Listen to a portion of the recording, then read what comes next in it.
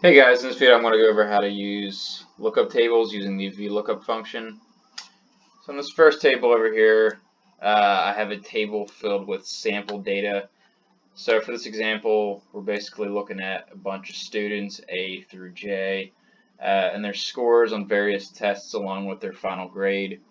And maybe for this example, what we want to do is generate a report card for each student. So the green signifies just input data. So as the test would come in, for example, you would just change these numbers, or you would, maybe they were blank and you would fill them in, 97, 95, just sample data. Over here in the yellow, we have our list of students that we can sort through. As far as how to create a list, I went over that in my previous video. So let's just do student A, for example. So what we want to do is we want to find student A's score on test 1, 2, 3, as well as his final grade. So in order to pull that information without actually manually going over and looking for it, because this list might be, thousands of students long, and you wouldn't want to manually go and find the student and then find the score. So a much easier way is to use a VLOOKUP function. So I wrote out the function over here. So it would start with equals VLOOKUP. That's just the code for the function.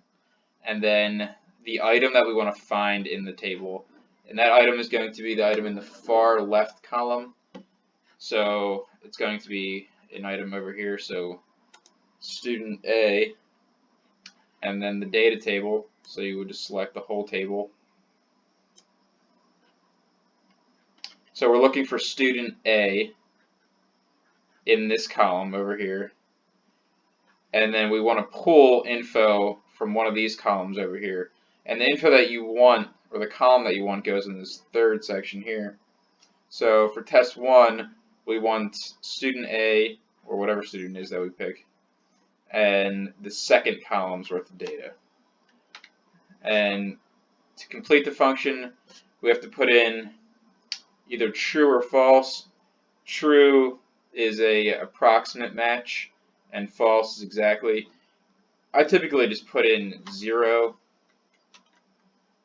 and that kind of just handles that. The false and exact isn't as important. So as we see here, we have student A, test score 1, 95. So I'll go ahead and just copy that function, go down to cell below it, and for test 2, we want the third column. So it starts with column 1 is the far left, 2, 3, 4, 5.